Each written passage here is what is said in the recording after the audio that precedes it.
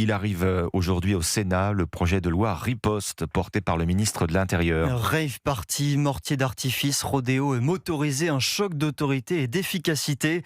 C'est ce que promet Laurent Nunez qui entend apporter des réponses immédiates aux phénomènes troublant l'ordre public.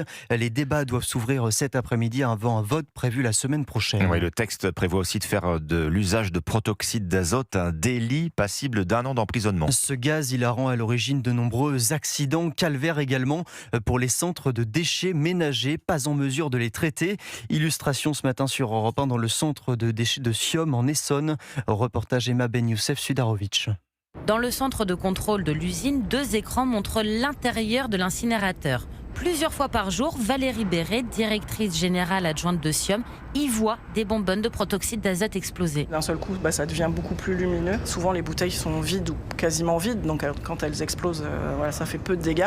Par contre, quand elles sont pleines, ça peut vraiment faire des dégâts. On a une porte qui est doublée de béton réfractaire, qui résiste à la chaleur, a été coupée en 2 par l'explosion. Des dégâts matériels qui ont coûté 1,5 million d'euros à l'entreprise en 3 ans, mais difficile pour le personnel de trier les bonbonnes en amont. Dans l'antichambre de l'incinérateur, les bouteilles de protoxyde d'azote se noient dans une montagne de déchets. Souvent, elles se retrouvent dans des sacs noirs, fermés. On n'a pas d'équipement en entrée de site qui nous permettrait de les isoler. Donc tout ce qui arrive, ça va directement dans le four. Et même déposées dans le bon bac à la déchetterie, impossible pour l'usine de traiter les bonbonnes de protoxyde d'azote. Les envoyer à un centre spécialisé coûte 10 € par bouteille à l'entreprise. Reportage Emma Ben Youssef Sudarovic.